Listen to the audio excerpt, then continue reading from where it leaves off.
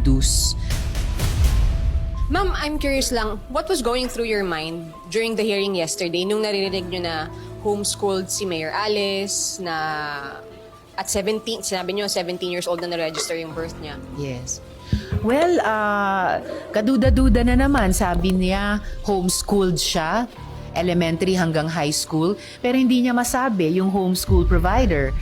Sorry na lang, naging homeschool parent din ako, kaya alam ko, ang bawat estudyante at magulang na nag-homeschool, meron kaming homeschool provider. So, bakit hindi niya alam? Ang nasabi lang niya ay pangalan ng kanyang tutor. Nagkamali pa nga na tutor daw. Sa homeschooling nga, magulang ang pangunahing nag-homeschool.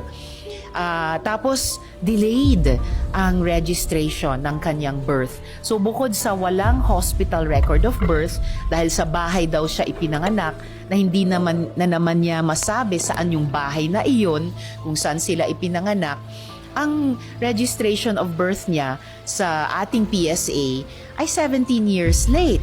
Dahil 1986 sila di umano ipinanganak, registered ang birth noong 2003. So, pending pa rin yung tanong ko sa kanila, bakit? Bakit ganyang ka-late? Hindi na naman nila masabi kahapon. Nakakatawag pansin yun dahil apparently, sa research namin, sa ibang mga bansa, may ganyang ding modus.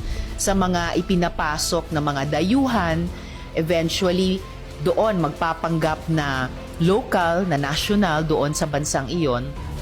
And then may gagawin na iba't ibang gawain na yung iba, ay hindi po kanais-nais. Kaya, importante yung pending na tanong kong iyon kay Mayor Guo.